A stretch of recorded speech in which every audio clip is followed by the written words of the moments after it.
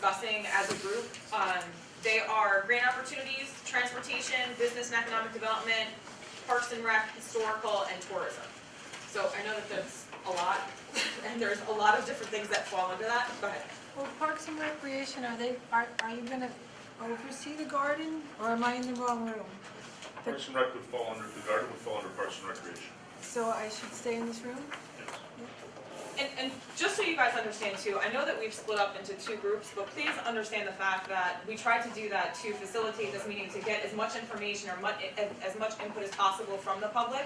We are going to be sharing information throughout the process. A lot of these topics cross, and hence the reason why we tried to separate them as logically as we came up with into the two separate groups. But just because you're sitting in this room, don't think that you can't comment on really everything. We're going to try to focus on what our topics are here, but we understand that there is going to be crossover as well throughout the process. Yes, I'm sorry. I didn't realize that handouts were given out. This is one of 3 public meetings too. So I really didn't realize, because I thought you were just going to have that. I have handouts from wherever. Okay, I don't think it should be. I don't think this handout should be handed out. Okay, we'll make a note of that. So, go ahead. Just a quick question. I'm just curious. I mean, is running events at the farm still a possibility? And what subcommittee would be looking at that? It would most likely be business and economic development. And let me frame this right now. So, purpose of this discussion is to not take anything off the table. Regardless of what has happened in the past, what anybody sees moving forward, all we are trying to do right now is brainstorm from all of you the types of things that have worked in the past, things that you believe would work in the future, and some strategies on how we get from where we are now to where we want to be moving down the road. So again, I know Bruce had said it inside, but do not think in terms of financial constraints at this point. If there's a crazy idea at a left field that you think would absolutely work, this is the venue to say that. And if you don't feel comfortable saying it in this type of public setting, understand that you can always email the direct, just send your comments or send your ideas to the email that was listed on the PowerPoint presentation and is on the website, if you want to do it, not within a public setting like this. And just to go over the ground rules really quickly, I know we had said it inside. What this is not going to be is people commenting back and forth on other people's topics. We are not here to criticize anybody's ideas right now. All we are doing is gathering information and reporting it back to the core team and to the county legislators so they are able to make the most informed decision possible as to the future of the farm. So I don't want this to be a situation where we're going back and forth with each other. It's not going to be productive, and it's not what we're here to do. Does everybody understand that? I know it's going to be more difficult than just what I said, but we're going to start there. So just to start the conversation, what I want to do, again, so thinking in terms of grant opportunities, transportation, business and economic development, parks and rec, historical, and tourism. What has been working on the farm in the past that anybody would like to highlight as something that they would like to continue to see moving forward? And just raise your hand and I'll call on you, and we can just so you understand too, we're going to be writing everything down so we can report back to the core team. Go ahead. Well, certainly the historical background of the farm must recognize that animals are an integral part of the farm, and it's a huge draw for the public, a huge draw for people outside the county. And I think that the plan should include a vibrant program involving animals and making sure that people are able to come and see a variety of animals, especially horses, because that was a horse farm most recently. So continue to have live animals on the farm and have the ability for the public to view those animals as well. Okay. What else has worked in the past that people want to make sure, or people would like to see moving forward? Yep. They've had very few events in the past, which has been a problem. If they've had more events, they should easily do 2 events a month without having a problem. And if we could do those events, they definitely draw revenue. It used to be preserve Putnam's motto for a free place to come and visit. However, that really changed in the last couple of months when I was there. We were charging admission for cars to enter when we had events there. We raised over $1,000 at the event just on parking. The hay rides, they generated over $1,000. There's all types of opportunities, and that's really the biggest place that I see that is a lot of potential. It makes this place a lot different from any other place that you can go to for the size room that they have available to run events. So I want to just kind of piggyback off what you had said. So the events that were successful in the past at the farm were what type of events? Well, they have had very few. They basically have scaled back from probably doing, I would say, maybe 12 a year That's okay, not, to like 2 or 3, and every one of them has been successful that's been there. They have the Antique Tractor Museum event, which drew in, you know, like I know for a fact that they were bringing in over $1,000 on the car, you know, bringing in the parking money, which, again, I think that their initial intention was to kind of keep it free and open, but they realized at some point they needed to start generating revenue, so they finally turned to that. And it works. I think the biggest thing I saw up there in the 6 months that I've been there is that, you know what, set up something that people want to come and see and do, and they're willing to pay for it. The bigger and better you make the show, the more people that are going to come, and the more revenue that you can generate. So that's what I think is going to drive the most revenue up to the farm. okay, Ann, go ahead. For 4 years, 4.5 years, I was intimately related to the farm. And there were a host of events that we had. Every single month, we had at least 2 or 3 events. And Ron, you came in at the end. So I just want to complete, because sometimes we just have, you know, the last year or the last year and a half, but I want to, you know, give you a broader vision if I could. I came in 2008, I was there almost every single day until 2011, and even I saw some events in 2012. And what is the population that comes? Children. So what types of events though were successful? Children. We had, for example, we opened up the farm. It was springtime, so we had what was known as the spring fling. Okay. So we opened up the farm, the animals were there, the hay rides were there, the pony rides. I have the financials of the pony rides alone, gave to the farm over 4 years, $236,000 to the farm, okay? And this is from 18 horses.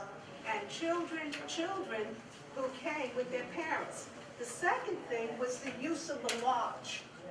The use of the lodge, okay. Which is the use of the lodge for birthday parties, for meetings, for. So to have it be a community space. That was always a community space, because the lodge was painted and brought up to grade for that particular reason. So we had there wasn't a month. Right. There wasn't a month that did not come by. In fact, my phone number is still in the Google, and people called me today to ask me whether or not they could have birthday parties in the lodge. Okay. Okay, so we have a farm that is children oriented, and it's children oriented up to a certain age. In other words, you're not going to have too many teenagers come, but the babies, the grandma, and who have time and who want to come. So that was very, very, very successful. Then we had Mother's Day. I had Mother's Day brunch. Okay. We had Easter egg hunts. We had Father's Day. Then we had huge Halloween. Okay. Halloween.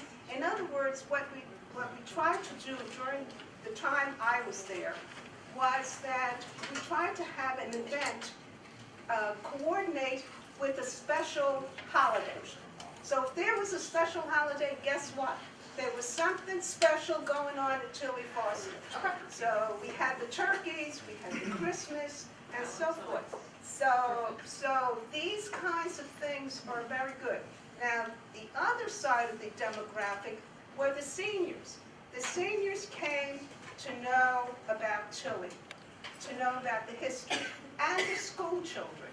So I had historic tours, because I did not have use of the house. that is the actual Benedict house, where we should have the museum, okay? So all of these things, if you put them all together, huge tourism, huge. I gave to Mike McCall, I don't see him here. He wasn't able to. Yeah, we started to have children's classes come to the farm Okay. to learn about the animals, to learn about agriculture, 4-H, all of this. Okay, perfect. Go ahead. I would just like to read some of the comments that I've already submitted on email. I think it would be a great idea to bring the farm and the animals back as a sustainable organic farm that grows vegetables, fruits, corn, and maintains cage-free organic chickens and sells organic eggs to the community. The farm could then sell the organic vegetables and fruits to local restaurants and the public to earn profit from the land. More and more community members are interested in holistic medicine, organic farming, preparing organic meals for their families, and meals that are healthy and free of pesticides. I believe that the farm could also have an area with bleachers and a stage set up for summer concerts by local artists where a nominal fee of $10 per ticket could be charged, and a higher amount for higher level entertainment such as Monon artists and doo-wop groups. In case you haven't noticed, Putnam has no entertainment facilities other than a few movie theaters. And I believe that offering fun and exciting events to the public will keep the costs of running the farm to a minimum. Volunteers who are retired and wish to be with nature could also work on the farm on a part-time basis. The biggest tragedy would be the loss of the animals in this beautiful piece of natural property for the public to enjoy. I feel sad when I drive by the farm and don't see the horses, the cows, and a picture-perfect landscape with a beautiful white horse grazing on a hilltop. Great. Thank you very much. Go ahead. Museum has been mentioned several times today. Putnam County Historic Museum is in an inadequate place. It's got some beautiful exhibits, but it's in the records hall on Marvin Avenue. If somehow room could be found for it at Tilly Foster, that would be a more beneficial place for it. So it has the Putnam County Historical Museum at Tilly Foster Farm. Yeah, because right now, they have great exhibits, but you have to call up to go visit it. It's Right. not open to the public. Right. And that would make it open to the public, and we can incorporate some of these other museum ideas. And another idea that was, that I had was corn maze for the kids. Okay. Yeah. Why not? That's why we're here. Go ahead. I'd like to see Tilly Foster Farm serve just not, children are wonderful. I'd like to see serve all the demographics. I would take I had an aunt who was very elderly and getting Alzheimer's. I would take her there, and she liked it as well. There's room for, I would say, art classes, art museum type things, gallery type space. There could also, you could get double use, like put up some paintings for something, and then also hold a classroom there for something, some sort of training, whatever, as well. And it seems like during the week, often many parks are very underutilized, and I think there should be some way in which the parks are utilized more, and the farm would be utilized more during the week, and whether that would be via children's camp visits or, activities for retirees, or there are many other different ways you can segue it in, but I think you should not just focus on the weekends, but all 7 days as well. Okay, great idea. Hold on, go ahead, that's fine. All right, and just quick. It seems that the most important things would be the educational and the historical. That seems to be what we're trying to preserve here, the open space, and that's the most important. But unfortunately, that isn't bringing money in. Those events, those things are what's going to, we need the money to support. So that means we have to look at events. We have to have things that people want to come and spend their money at the farm. And more importantly, I think Putnam County needs every month, every Sunday during the summer, one Sunday a month, everybody knows Stormville. Everybody knows going over to Orange County and Renaissance Fair. So, we need to, you could sit there and throw out 10 different things and try them, but we may end up pulling back to maybe 2 major events where people will start putting together Putnam County and this event. You know, and there is, I work in the area, I pass that farm 2, 3, 4 times a day. And every time I pass it, I either see the events or think of, you know, think of things that this farm could be doing. And I was mentioned concerts.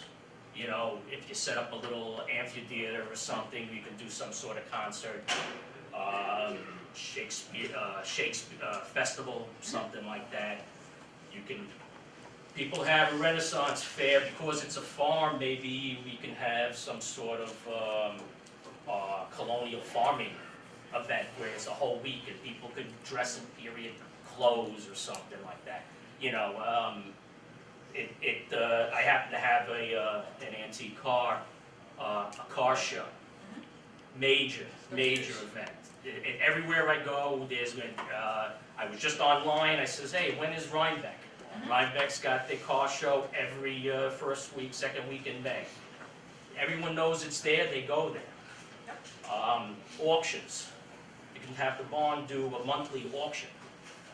People you have, and all of these things, we don't have to necessarily, all we have to do is come up with the idea. There's promoters. There are people who will pay us to utilize the land to do this.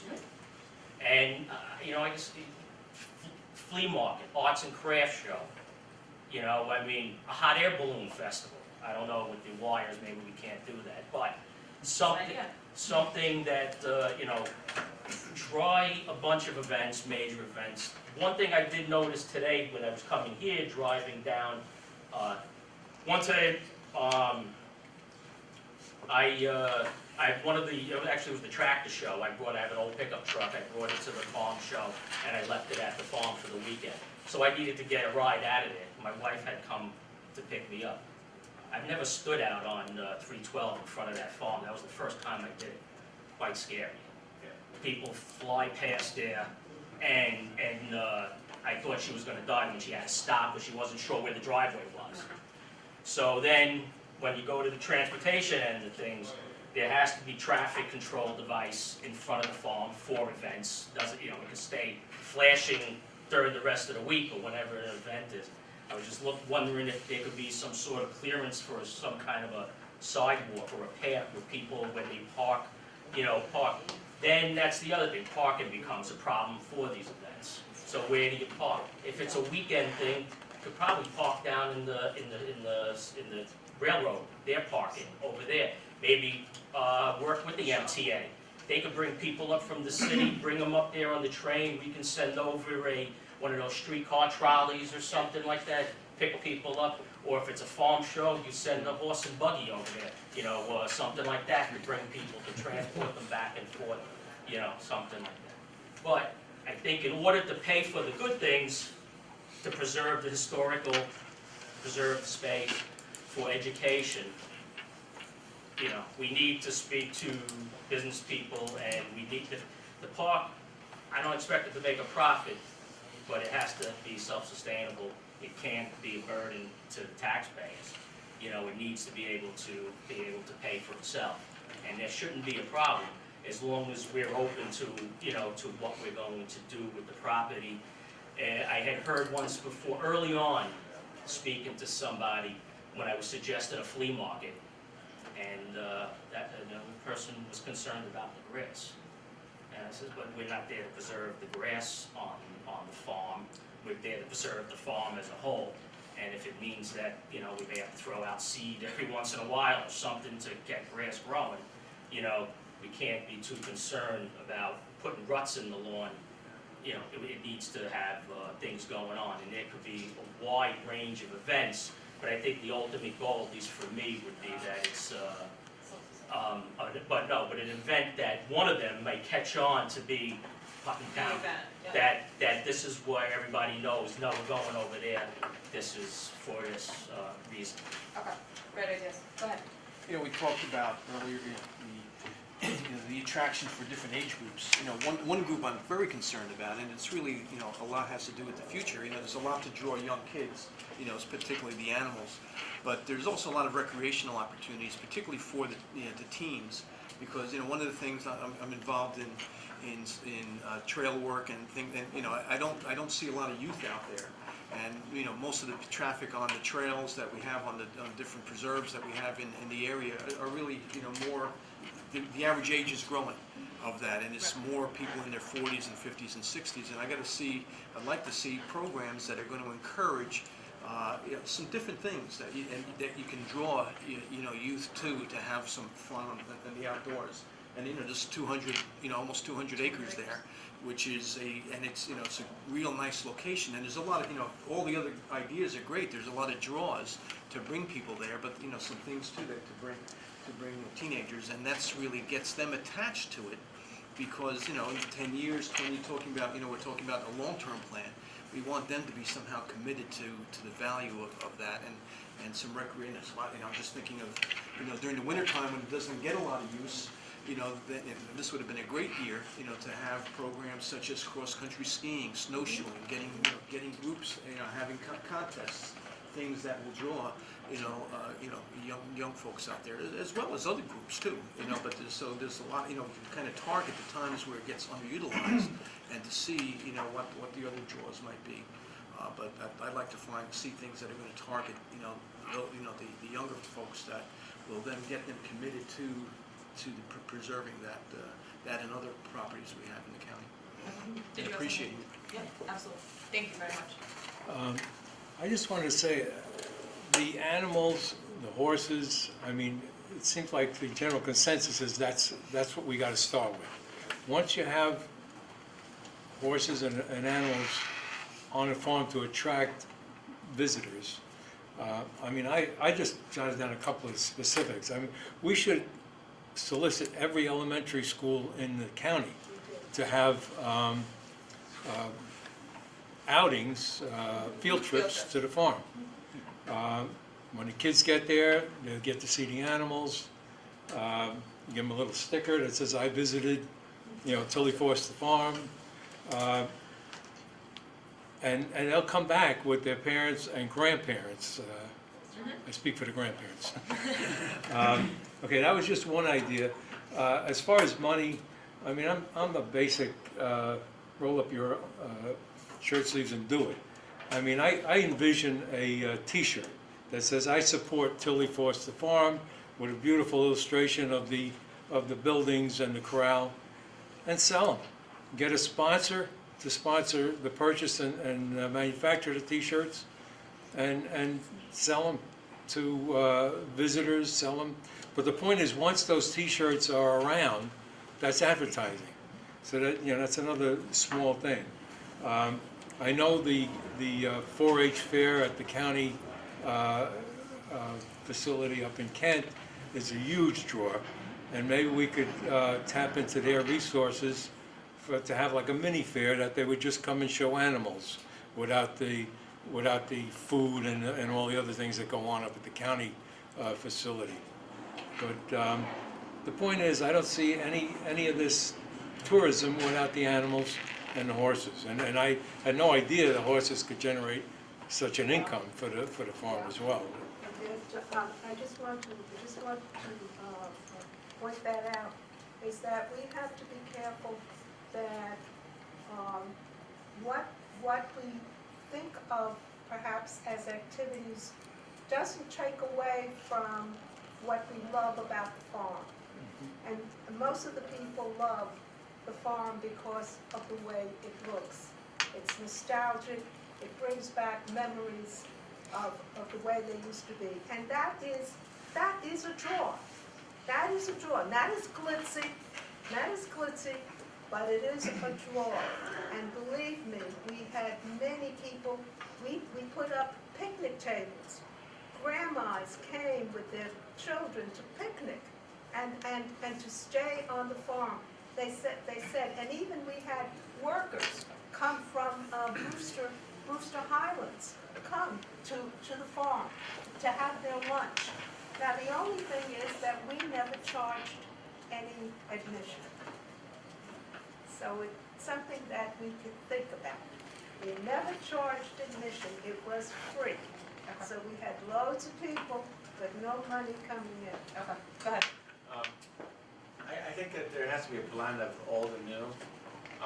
You know, Boscobel is a great place, but even when they do Shakespeare, they have a tent, they have bleachers, they have restrooms, you know, porta potties, trailers that they bring in. And I think that that's kind of going back to what you were saying before is, you know, bringing in like some concerts or local artists and so forth, having that venue. I mean, there's nothing locally around here that you can go to see that type of entertainment. And I agree with like the cross-country, you know, those could be walking trails in the summer, you know, and hiking and so forth. That's a big thing nowadays, and there's no activities locally for hiking and so forth in this area. Again, other things that I was thinking is, you know, a lot of people say, okay, we gotta bring in the animals like moose glue, we gotta have a petting farm and so forth. Very expensive, I understand it's a nice thing and so forth. But I'm thinking, you know, they have Sturbridge up in Massachusetts, and all the schools go up there, and it's a big educational thing. It supports everything that people are talking about. And the farm's big enough where you could have different quadrants or sections for different parts of the thing. And having something, I mean, we have, we're well known here for the mines. I mean, that's what Brewster and Southeast and so forth was all about, was the mines. Why not have an interactive place where people can learn about mining and some of that, you know, and make it more of a village where there's agricultural, there's animals, there's mining, there's the historical value, the museum. I think that there's enough room to put lots of the stuff in there. It just has to be planned out and thought and plotted correctly. I mean, there's a lot of property that we don't even use. People drive by Tilly Foster and they say, okay, we have the barns and the paddocks and so forth right up front. If you look at the map, there's a lot of property that we don't use. That's a lot of hiking trails, a lot of cross-country skiing, a lot of areas to do stuff with that we don't even have now. So, I mean, when I think of that Tilly Foster, when I talk to people about Tilly Foster, everybody thinks about the barns and the areas right there. And there's so much room outside of that you could, I mean, I know that there's restrictions, you can't build and you can't do things. I know that there's restrictions at the first meeting. But then cross-country and so forth like that, and hiking trails, that's not going to impact our ability to do that. So that's why I think that everything that people are talking about is a great idea. It just needs to really be laid out right. That's the big thing. And I think what you're saying too is that the farm is conducive to multiple uses. It doesn't have to be one idea. Exactly. There can be multiple things going on at the same time, and it could still keep its integrity Right. of Tilly Foster. Right, then you have your subsidized nonprofit areas, the agricultural and the animals and so forth. But then you have another side, you know, the mining where, and the educational programs that the kids are gonna come to. I mean, you go to Sturbridge, I don't know if you've ever been up there, but you can go there during the end of the school year. There'll be 100 school buses from all over the Northeast. They come from all over, Rhode Island, Connecticut, Massachusetts, Maine, New York. I mean, they come from New Jersey all the way up there to get education on that period of time of history. Why can't we do that with this farm and have, you know, something with interactive of mining and minerals and soil conservation, water and soil conservation? Do people know and learn that in school? Of course they do. Do they get a first-hand experience of where to see it?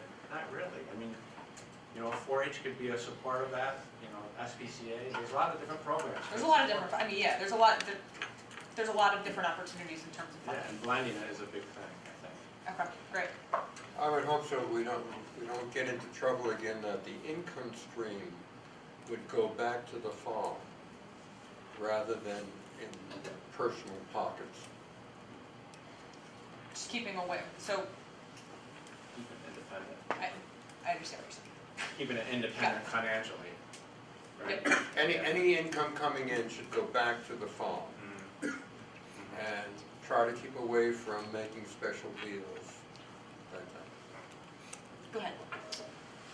My name is Brian Benedict, and I'm the director of the American Veterans Historical Museum. And we are interested in coming to Putnam County with our museum group. We've been around for a long time. We're a 501c3. We have all the necessary insurances, et cetera, et cetera. And while the museum that we have is primarily based on military items of all eras, we also do things like promoting shows and so on. And they can be everything from a reenactment of a Revolutionary War battle to Civil War, whatever.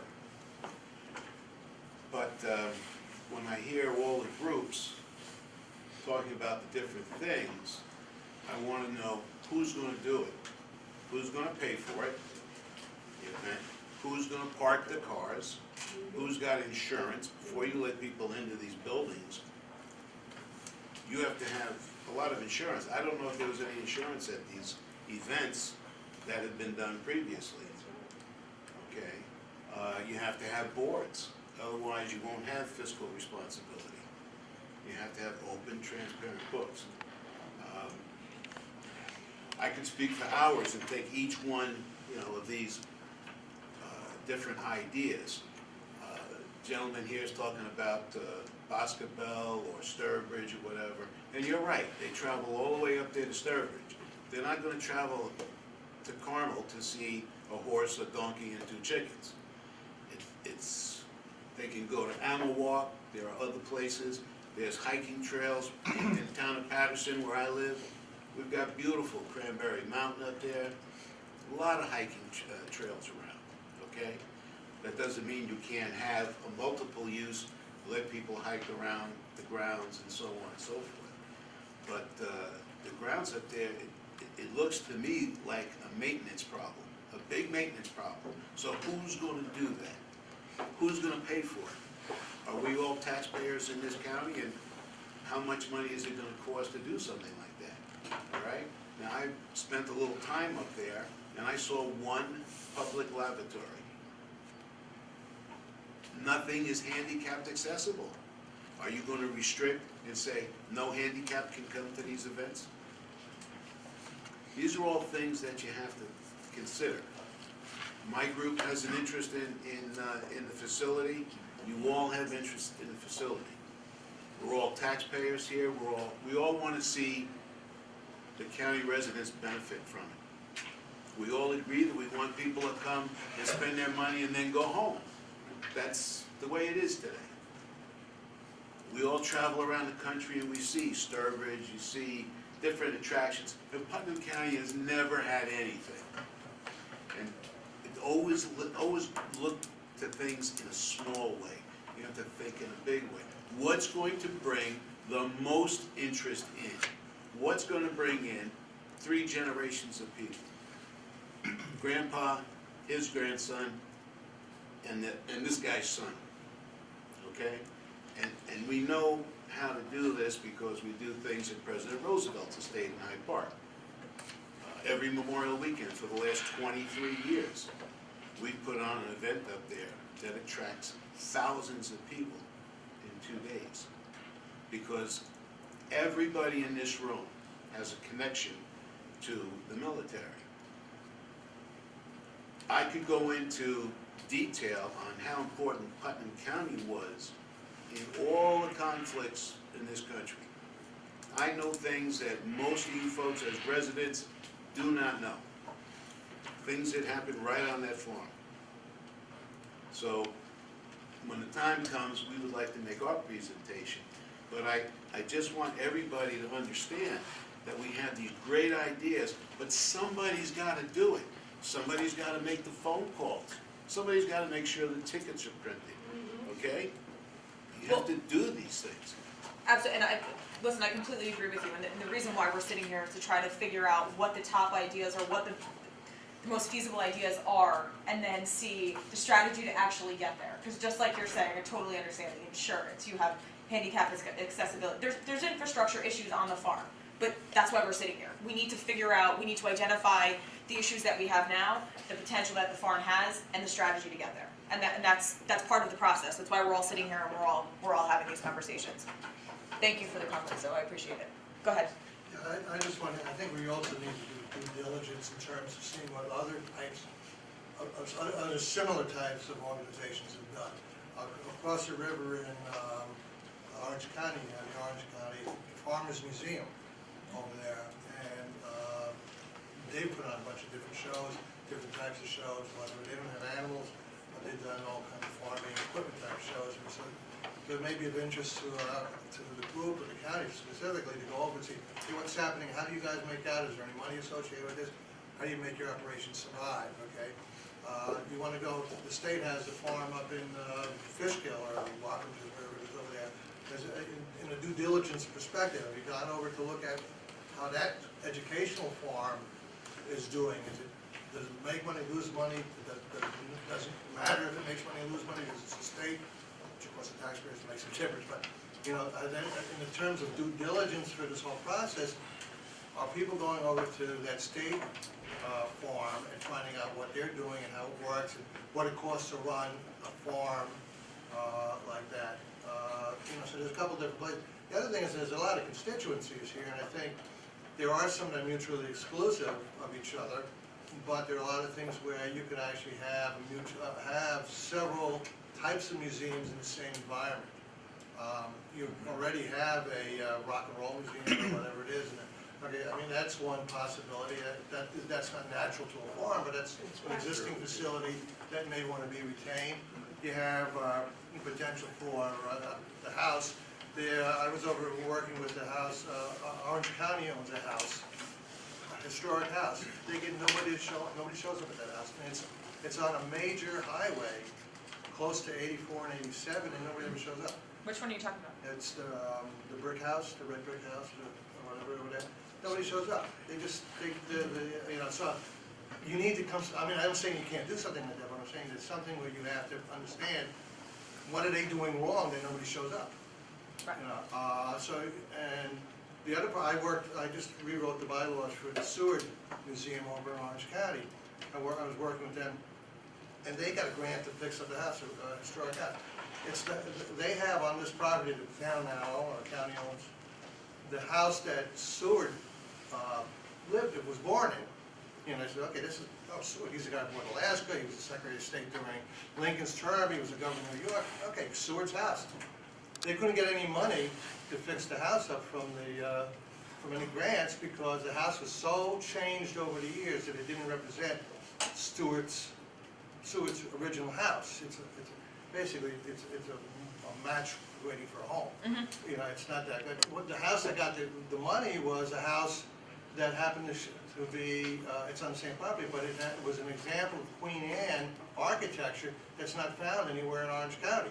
So they got $400,000 for Queen Anne house. It had nothing to do with the historical value that Seward used that was born on this property.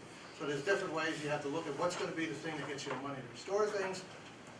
And again, you're not worried about the money right now, but but as you consider. But I think you need to do due diligence to find out, okay, of all these things that we've come up with, let's go find a place that's already doing it and see how they're doing, and what they're doing right and what they're doing wrong. If they're doing a lot of things right, that's where we want to go.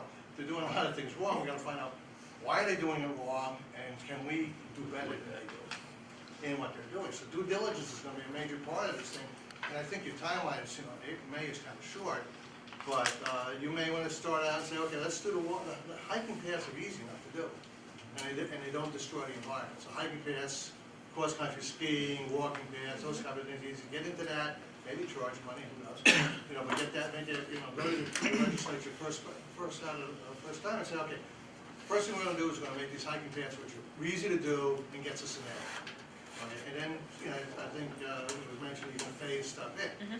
I think if you tried to decide in 2 months the future of this organization or this farm in 2 months, you're going to make a lot of mistakes. You know, particularly if you haven't done the due diligence, and you're not going to be able to do due diligence in looking at other facilities in 2 months. So phase it in. Start out with hiking trails. I think that's a good idea. good point. Go ahead. I don't think that people are going to go to the farm unless they have fun at the farm. Unless there's really something for them to do there.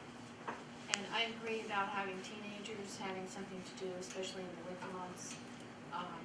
Maybe they could have snowboarding contests. They could have, maybe even build a small skating rink where people could skate in the back of the property. And they could charge for all these things and it would bring money into the farm. So I think if we're just going to have a farm where you just stand there and stare at a horse, I don't think that that's going to generate too much interest for a large group of people. I really believe that having more recreation there both in the summer and the winter months could bring a lot of profit to the farm and a lot of people to visit the farm. Good. I don't just wanted to piggyback on what he was saying before about how dangerous that road is. Yes. The speed limit's 45 miles an hour on that road. Everybody's doing 60. Nobody even, if we can, I would suggest changing it to 35 miles an hour, and people would slow down, take time to see the farm. They're going so fast and pulling in and out of there, it's a matter of time before there's a major accident up there. So if we could change the speed limit now, it would be the smartest thing we could do.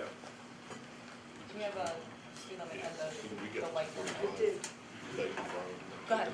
Yeah, there's just so many different things. I think one of the products would be a calendar of events. You know, just, you know, here's on Saturday, there's 3 things going on. On Sunday, there's 2 or 3 different things going on.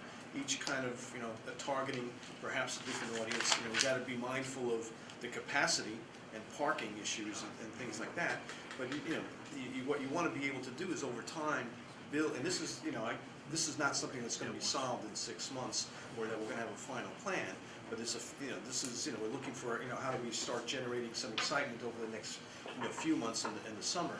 But, you know, as part of a long, you know, a series of plans that, you know, we start building things so that, you know, you start small, you find out what works, and we try to, you know, build on what works, and just kind of create a variety of options.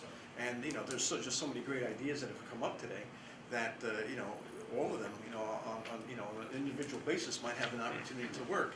You just got to, you know, we just got to find out what works. But just having a calendar out there, I think over time people will look to see, hey, what's going on at Tilly Foster this weekend, and you know, if we have it easily accessible, because I know that's, you know, that works for other organizations to see, you know, things that are, you know, down I forget where it is down in Westchester, in Westchester County. There's a park there that has events. There's the Wolf Museum there. You know, you see different things that are going on, and you kind of look for that. Open lines of communication. Yeah. Making sure that the public is aware of what's going on. Some good marketing Mm-hmm. and creating activities over time that will kind of just feed interest. Absolutely. And Just a 2 seconds. And a website with that. Absolutely. Well, yeah, I mean, that's, Yeah. yeah. Go ahead, real quick. I have to leave because I have to pick my kids up, but there's 3 comments that I'd just like to say. Number one, believe it or not, there are hiking trails at Tilly Foster, and there are trail maps on both sides of the road where the hiking trails are. They already exist. Number 2, I think listening to this gentleman in the back, it would be a good idea not only to go look at other farms, but to look at that we don't do the same thing that they're doing close by. You know, we don't want to compete or draw. We're not going to get as many people if we're doing the same thing as Muscoop Farm in Westchester. It's too close. We got to look to make sure we're unique to this area and not competing with the other local places. And number 3, when your very first question was things that have been successful up there, and of course I've been involved with the farm since the day we bought it, as I feel the community gardens have been very successful. You know, the gardeners love it. It brings in revenue, and you know, it's a nice activity for people that's their thing, that's their activity. So, thank you guys. I have to. My children are waiting. Thank you, Chris. Can you send me stuff? Yes, absolutely. Go ahead. No, because I'm sorry that he's leaving, because I wanted to talk about the community garden. I've been gardening for 7 years, and it's maybe not going to generate a lot of income, but it should be self-sufficient. But it definitely enriches the lives of the people in the county that garden there. And over 7 years, I grow corn. My goal is to feed my family for the summer months from the garden. I grow potatoes, beans, tomatoes, strawberries. Just this morning I got a butternut squash that I've had in my counter since October when I harvested it. So I really would wish that there would be in the master plan room for the garden. It's been great for many families, for the community for I think 8 years it's been going on. And it would be a shame to lose it, and there's a lot of people that are already very active in it, if you do feel very strongly, as you said, so it's a wonderful part of the farm, and I hope that it is remembered throughout the planning process. Good point. Hold on once. I know that. Lynn, go ahead. I know you haven't spoken yet.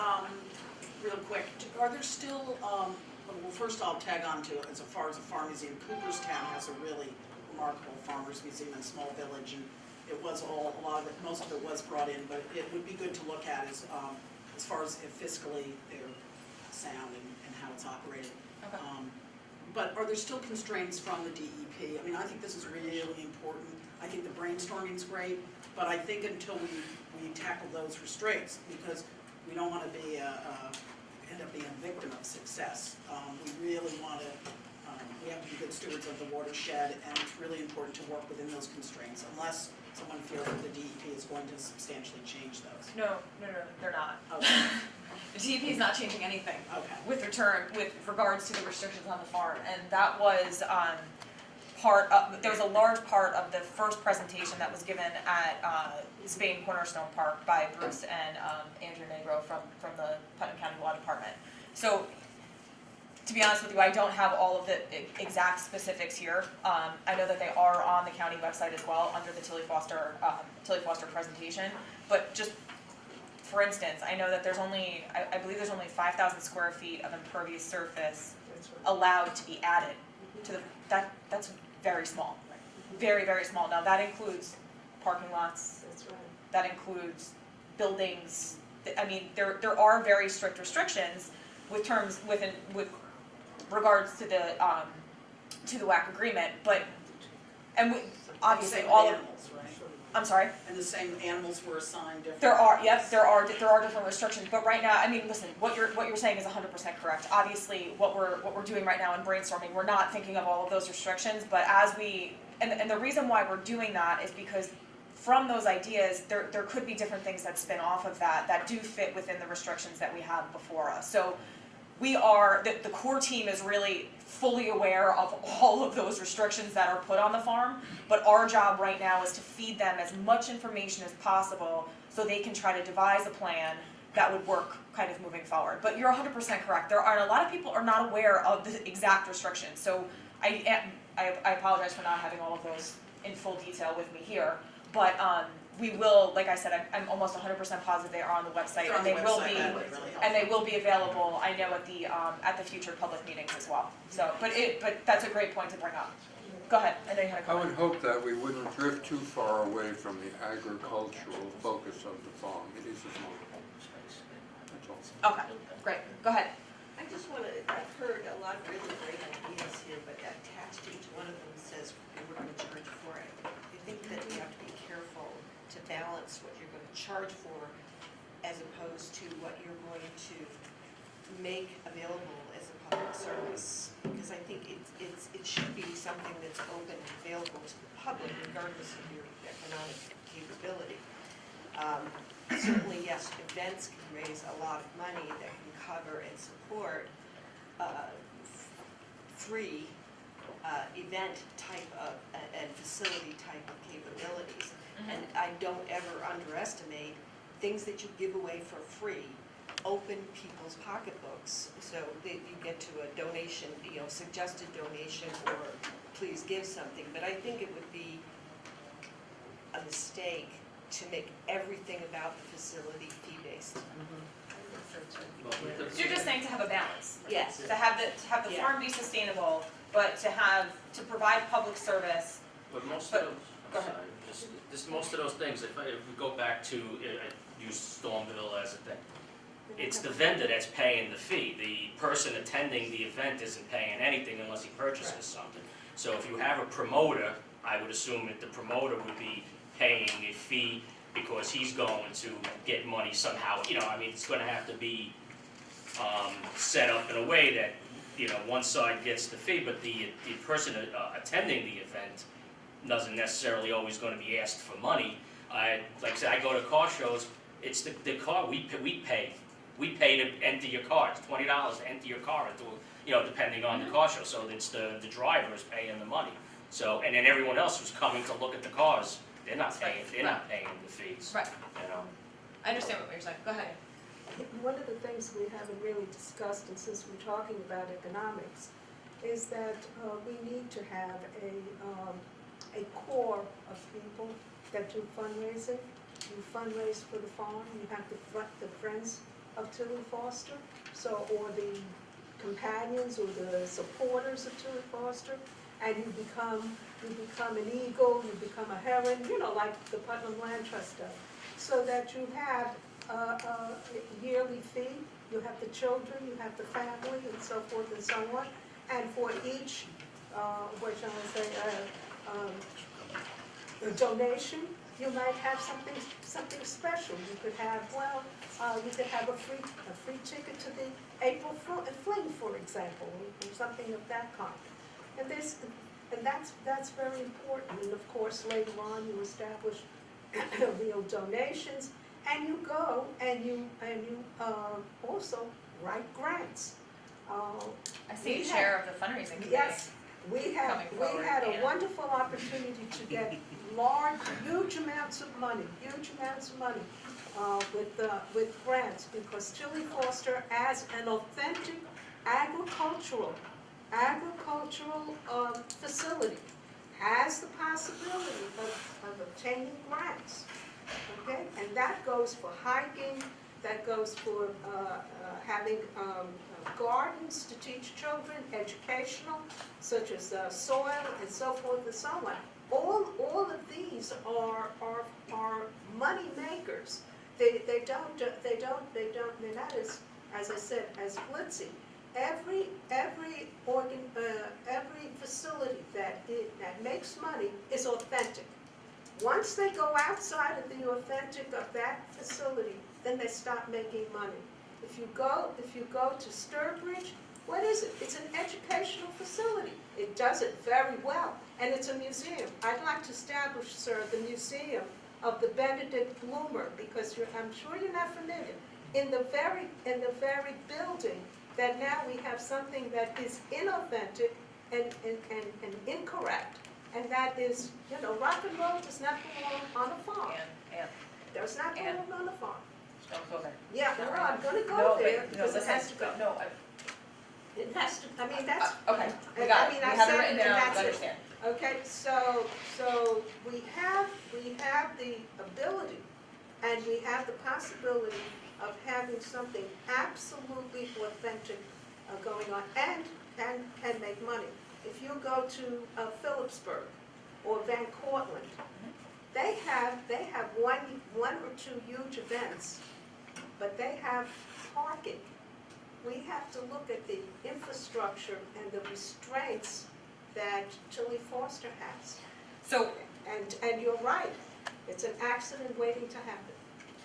so there's a couple things, I do have some of the restrictions here, doubted myself for a second, but some of the permitted footprint increases, I know we're kind of getting off a little bit off topic, but so permitted footprint increases are fences, residential structures, farm support housing, rural enterprise buildings, recreational uses, communication towers, wind turbines, antennas, and municipal offices.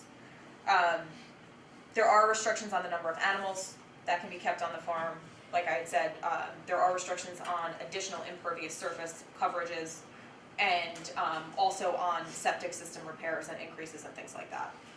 The actual specifics on that, I'm not 100% sure, but there are, like, I guess just getting back to your point, there are numerous restrictions with regards to the farm and the future uses of the farm. So we can look into it in further detail, but just to kind of give you a really quick overview. Go ahead. You just said turbines, allowed, not allowed. They, from my understanding, they are allowed. Wind turbines. Would you do it? Well, listen, The only reason I ask is they're bird kills. Well, separate and apart from that, New Yeah. York is in a very, is historically a terrible location for wind turbines. That's why you don't see many of them here. And quite honestly, I mean, there would have to be numerous studies done to see if it would even be viable, but No, it I just haven't popped heard when it. you Yeah, said I mean, it's actually one of the permitted uses That's for, what I would- yeah, which is shocking, but it is. This is the first meeting I've come to. I do have a question, because you talked about, the money going back to Tilly Foster, which it absolutely needs. Would private enterprise be allowed? Is horse stabling considered? If you're doing something tourism, would someone be able to open a store? I mean, you pay as the proprietor to Tilly Foster, but is anything like that?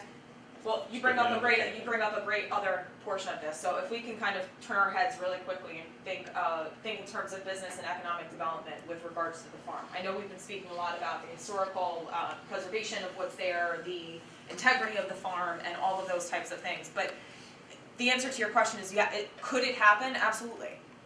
It's not, nothing is off the table at this point because the plan is not set. So could there be a restaurant at the farm? A farm-to-table type restaurant where you use the products that you're growing on the farm and then actually sell and cook it, and the community can come and take advantage of it? Absolutely. Would it be run by the county or by a private enterprise? That's up, I mean, we're not sure yet. But yes, the answer to your question is absolutely. Absolutely. Bill, Well, what were you? the county owns the golf course, but there's a catering company that actually does the catering there, and there's an Manages. arrangement there. The other thing, real quick, that I want to think of Tilly Foster, number one, the farm, we have that entity, but don't be afraid to think of the business community around it and the synergies that can work with different businesses in the business community locally that can be applied to the farm and vice versa. So there are, hotels, beds and breakfasts, things like that would bring the people there and is an added value to the farm. There's a lot of different businesses that can work very well with the farm and enhance the whole product. We have the lodge. The lodge has an industrial kitchen in it that just needs to be repaired. When you talk about events, you have to look at the lodge, and you have to look at that industrial kitchen. You could have what you have at the Putnam National. You could have somebody take over, and you could have dinners, you could have brunches, you could have lunches. You have weddings. You have weddings, I mean, small, because the lodge only holds 80 people, but, you could have all of that. You could have art, we had art shows, we had music shows, we had symphonies, we had everything. The lodge accommodates. Across the street is the bed and breakfast, the cantina. You have 2 floors that are presently, unfortunately, rented.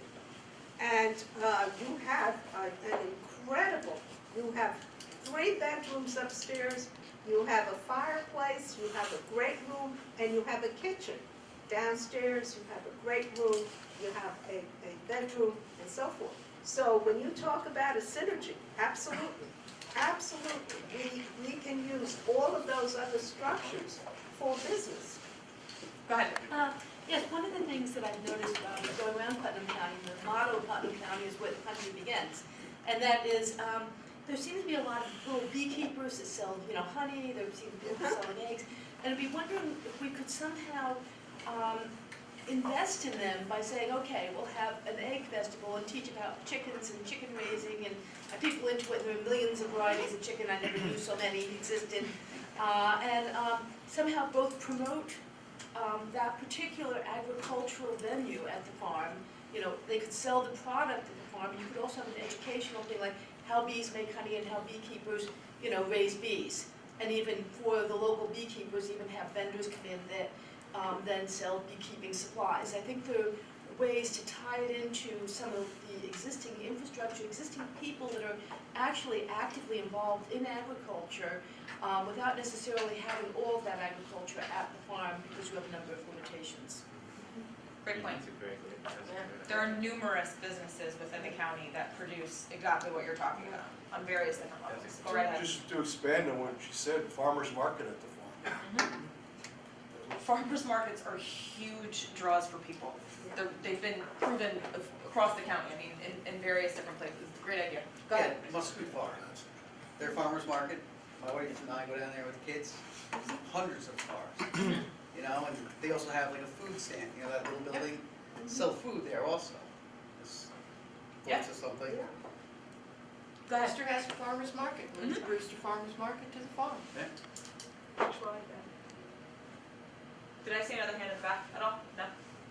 Do you know we have maple trees, and for 2 years, we had children come tap the maple trees of Tilly Foster, and we sold maple for $8 a container. And they loved it.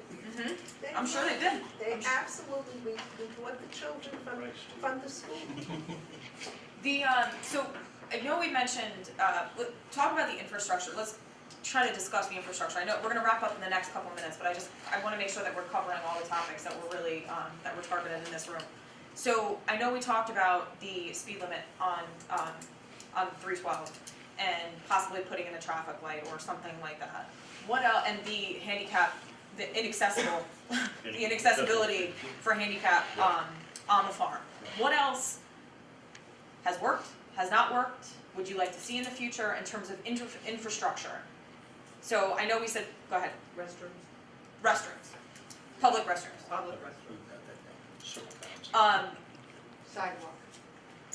Sidewalk on the street. Well,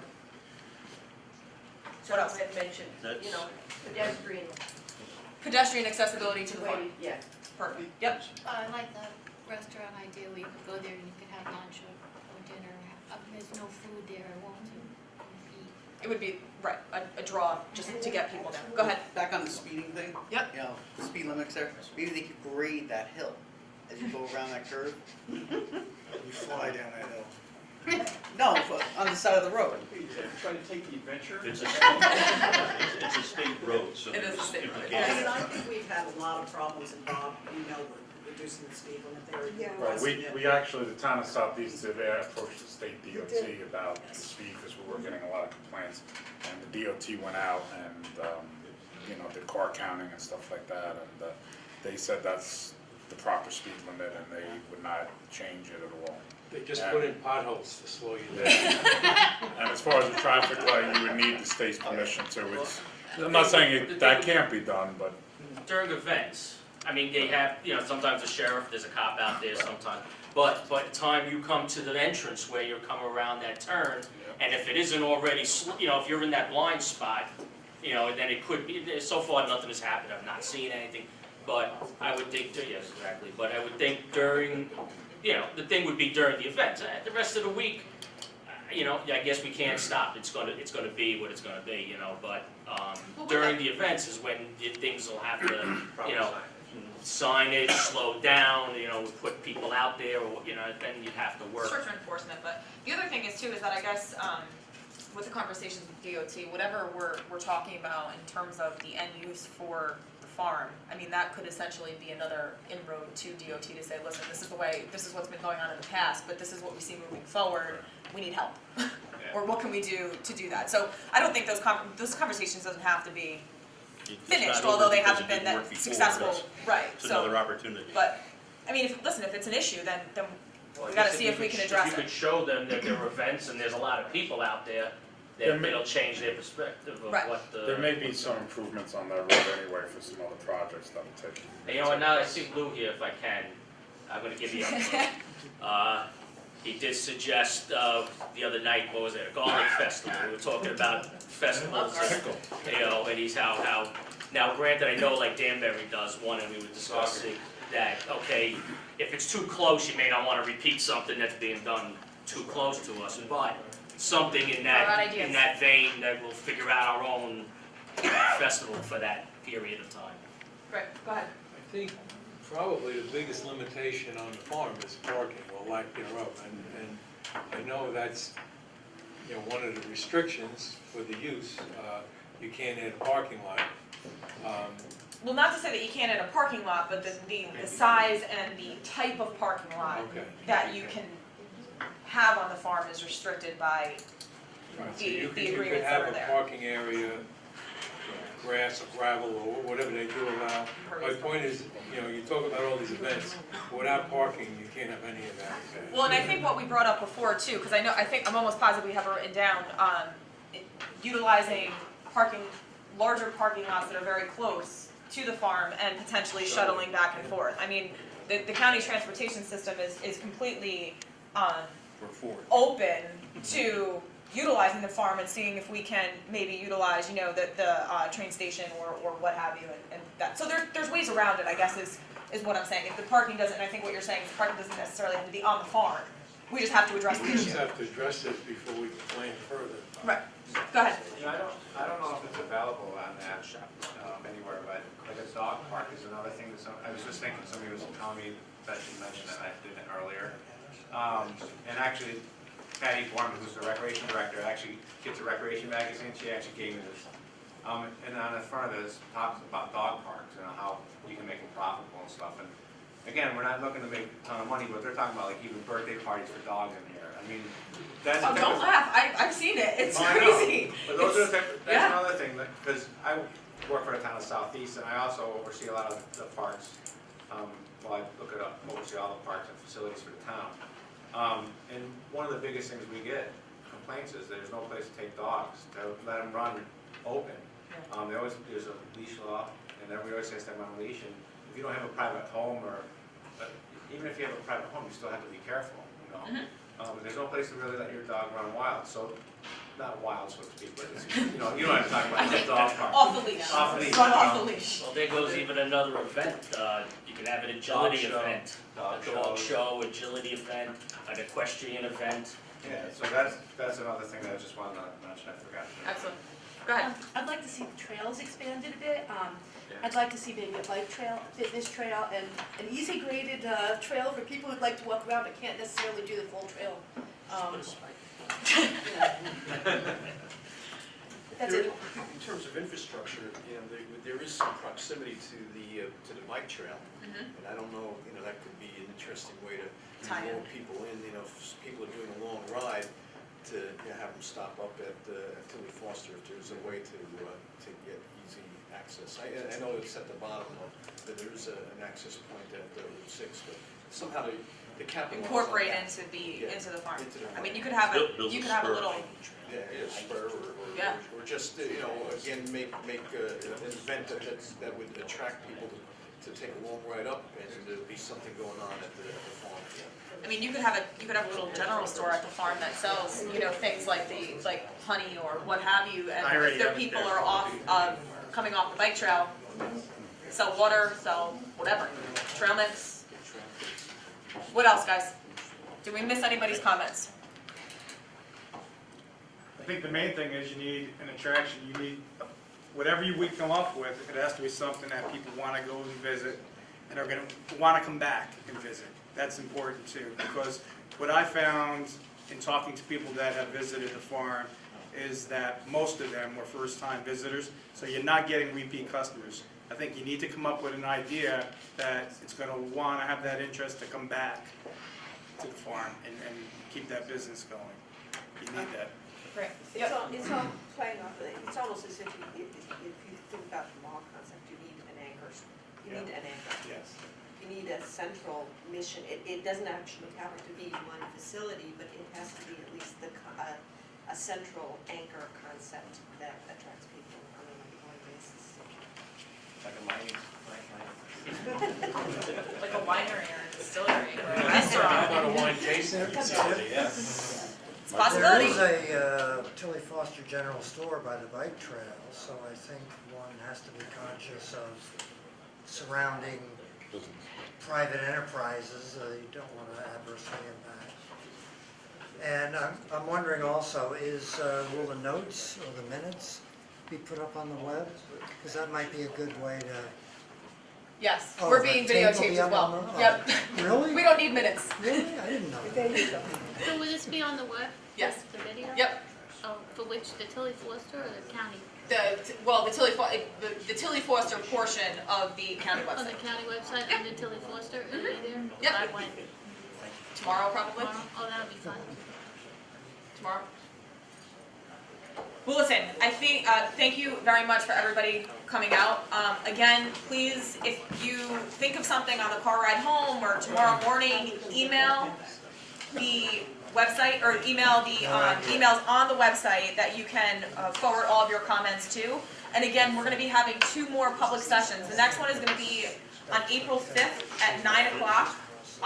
Saturday. Saturday and the 16th. And then the 16th of April as well in the evening. So we're trying to capture the greatest population possible, and you can see that by us having it different days of the week and different times to try to accommodate everybody's schedule. So It was April 5th. April 5th, yep, and all of that is on the website as well. Everything is fully fully information, no, the locations are not yet, they're still to be determined, but we will get everything out to you. And again, please, if you want to volunteer for any of the subcommittees, please email, or please send an email also to the email that's on the website with any ideas or anything like that. And you'll be getting emails, if you do volunteer, you'll be getting emails from the subcommittee chairs as to when, they're gonna be holding meetings and such. All right? Is the farm open now for people? No. Okay. Thank you guys, thank you very much.